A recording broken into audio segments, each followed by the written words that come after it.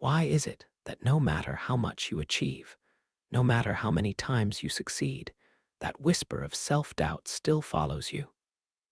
You stand in front of opportunities, you stand before challenges, and yet your own mind becomes the loudest critic. It tells you that you're not good enough, that you'll fail, that others are better, stronger, more deserving. And strangely, you listen. You give weight to the voice inside your head that diminishes you, even though deep down you know it has no real authority. What if I told you that the Stoics, those ancient philosophers of resilience and clarity, discovered a way to silence that voice, not by denying it, but by transforming your relationship with it? The truth is, self-doubt has always been part of the human condition. Marcus Aurelius, one of the greatest emperors of Rome and a devoted Stoic, wrote in his private journals about his constant struggle to remain firm in the face of criticism, fear, and insecurity. Imagine that, the most powerful man in the known world, doubting himself, just as you and I do. Yet what made him different is that he never allowed that doubt to control his actions. He understood that the voice of fear is not a command, but a suggestion, and one you do not have to obey. The Stoics teach us that the mind is like a stage where thoughts come and go, but not all deserve applause. Self-doubt is just one actor in the play, and yet we often let it dominate the performance. Why? Because we confuse our passing feelings with our permanent identity. The Stoics remind us that a thought is not who you are, but merely something that occurs within you. Epictetus said it clearly. It is not things themselves that disturb us, but our judgments about them. In other words, it's not the challenge that makes you tremble. It's your interpretation, your story about your own worth. Think about how much energy you lose to self-doubt. How many times have you hesitated, delayed, or abandoned something meaningful because of the possibility of failure? The Stoics would see this as a tragic waste of life. For them, time is the most precious resource. Seneca warned that we often act as though life is endless, but it is slipping away by the moment. Every time you surrender to self-doubt, you are not only avoiding risk, you are wasting the limited gift of existence. And for the Stoic, there is nothing more irrational than throwing away the time you will never get back. But how do we break this cycle? The Stoics offer us a practical path. First, they urge us to distinguish between what is within our control and what is not. Doubt thrives on uncertainty. It whispers, what if they reject you? What if you fail? But the Stoics ask, is the outcome truly yours to command? No. What is yours is the effort, the discipline, the clarity of intention. You cannot control the applause or the criticism, but you can control the work you put forth. When you anchor yourself in what is truly yours, your choices, your virtues, your actions, you stop being a prisoner of fear. Self-doubt is often rooted in comparison. You look at others and measure yourself against their achievements, their confidence, their success. But Marcus Aurelius wrote, "It is not the opinions of others that should guide your life, but the light of reason within." The moment you realize that another person's path is theirs alone, you free yourself from the impossible task of living up to every external standard. You are here to walk your own road, not to shadow someone else's. Consider how the Stoics approached failure itself. In our modern world, failure is seen as shameful, as proof that we are unworthy. But to the Stoic, failure is neither good nor bad. It is information. Epictetus advised his students to treat setbacks as a chance to learn what lies within their power and what does not. If you stumble, you gain knowledge. If you succeed, you gain progress. Either way, you grow. So how could failure diminish you if every outcome becomes part of your development? There is also the Stoic practice of negative visualization, which may seem strange at first. They would imagine the worst-case scenario, not to terrify themselves, but to prepare their minds. Imagine you attempt something and fail. What then? Will the world end? Will you cease to exist? No. You will still breathe, still rise the next morning, still have the power to choose again.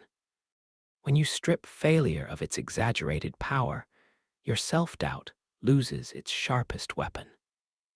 The fear of the unknown transforms into the acceptance of possibility. But there's something deeper beneath all of this. The Stoics believed that the universe is governed by reason, by a divine order that gives meaning to our struggles. When you doubt yourself, you often assume that life is hostile, that you are alone against an indifferent world. Yet the Stoics remind us, you are part of the whole, a fragment of the greater cosmos. To doubt yourself is, in some sense, to doubt the very order of things. Marcus Aurelius wrote, "You are a part of the universe. You cannot be harmed by what belongs to the whole." This means that your existence itself carries worth, not because of your achievements, but because you belong here. So the next time you hear the voice of self-doubt, pause. Ask yourself, is this thought within my control? Does it reflect reality, or just a story I've told myself for too long? Am I wasting the precious time of my life listening to shadows instead of walking toward the light? The Stoics would urge you to act not recklessly, but with courage grounded in reason. For courage is not the absence of fear, but the mastery of it. But here is the paradox the Stoics understood with such clarity. Self-doubt can become your ally if you train it. Instead of letting it cripple you, you can use it as a mirror, a reflection of where your values are misplaced, or where you've let external noise drown out your inner compass. Marcus Aurelius himself wrestled with constant uncertainty, yet he learned to transform those moments into opportunities to strengthen his mind. He wrote, "If it is not right, do not do it. If it is not true, do not say it." Notice the simplicity of that. Doubt dissolves when you commit to the truth, not to what others demand of you, but to what is right. Think about how often your self-doubt comes from performing for someone else's script. You wonder if you are good enough, not by your own standards, but by the world's. You measure your worth against a yardstick that was never yours to begin with. The Stoics remind us, stop asking the crowd for your value. Stop giving away your peace to people who do not carry your soul. Epictetus said it clearly, when you attach your sense of worth to things you cannot control, you are enslaving yourself. And what is self-doubt if not a chain you forged from other people's opinions? Now imagine this. You wake up tomorrow and decide to live by one principle. I will measure myself only by what is within my control. You will no longer obsess over what others think of your voice, your choices, your path. Instead, you will ask, did I act with integrity? Did I use my reason? Did I live in alignment with virtue? Suddenly, the noise fades. The question, am I good enough, transforms into, am I aligned with my values? And that is a question you can always answer with clarity. Let's bring this into practice. The Stoics had exercises, mental disciplines, to train this way of thinking. One of them is negative visualization. Picture the very thing you fear: rejection, failure, humiliation. Instead of hiding from it, you face it head on. You strip it of its mystery. You realize, even if it happens, you remain. You can still choose how to respond. You can still act with courage. And in that moment, your doubt no longer commands you. You command it.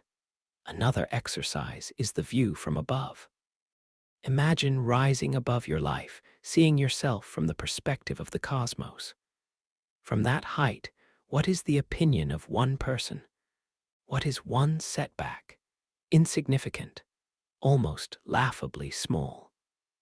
Seneca urged his students to remember the brevity of life, the vastness of time. Your self-doubt shrinks when placed against the infinite. Why waste the short years of your life in chains of insecurity when you were meant to live freely, fully, fiercely? But let's go deeper.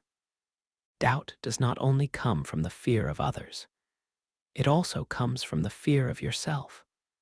The nagging suspicion that maybe you cannot handle the challenges life will bring. Here too, Stoicism offers a response. Practice voluntary discomfort. Sleep without luxury for a night. Fast for a day. Walk instead of driving. Confront small hardships willingly, so when greater ones arrive, you know yourself as someone who can endure. Self-doubt fades in the fire of tested strength. You no longer just believe, you know that you are capable. You see, the Stoics did not preach comfort, they preached resilience. And resilience is the antidote to doubt. When you have walked through difficulty by choice, your mind whispers to you, if I could endure that, I can endure this. That whisper grows louder than the voices of fear. And soon, it is no longer doubt that defines you, but quiet confidence, earned not by praise, but by practice. There is one more piece of wisdom we must not forget. The Stoics remind us that the self we so often doubt, the self we criticize, belittle, or dismiss, is not truly ours. It is transient, ever-changing, fragile. Your body ages, your reputation shifts, your possessions scatter. But the part of you that is truly yours, the ruling faculty, the reasoned mind, that is untouchable, it cannot be taken from you. Marcus Aurelius said, you have power over your mind, not outside events. Realize this, and you will find strength. That is the great turning point. Self-doubt fades when you place your trust not in outcomes, not in appearances, but in your reason, your virtue, your choices. You stop waiting for the world to validate you and instead build a fortress within. That fortress is not arrogance, not pride, but calm clarity. You may falter, you may stumble, but you always return to what is within your control. That is where confidence is born. So the next time self-doubt whispers to you, pause. Ask yourself, whose voice is this? Is it truly mine, or is it the echo of someone else's judgment? And if it is not yours, why carry it? Release it. Stand firm in what you know to be true. Doubt may still knock on your door, but you no longer have to invite it in. If you take one thing from the Stoics, let it be this. Self-doubt is not a curse. It is a signal, a reminder to return to what is within your control, to live by reason, to act with virtue. You will not silence it completely, but you will master it. And when you do, you will discover a freedom deeper than confidence. You will discover the serenity of someone unshaken by opinion, unbroken by failure, and untouchable by fear. Now, I want to ask you something. How has self-doubt shown up in your life? Has it kept you from pursuing something you knew you were meant for? Or has it ever taught you a lesson you couldn't have learned otherwise? Share your thoughts in the comments. I'd love to hear your story. And remember this, you are not alone in this battle. The greatest minds in history, from Marcus to Seneca to Epictetus, fought with the same shadows. But they did not surrender. Neither should you. If they could transform doubt into wisdom, so can you. So the next time doubt rises, smile at it. Say, I see you, but I know my path. Then walk forward, steady and unafraid. That is the Stoic way. That is your way. If this video gave you something to reflect on, don't forget to like it, share it with someone who might need it, and subscribe to the channel for more content on philosophy and the inner life. Until next time, hold fast, live with virtue, and never let your doubts define you.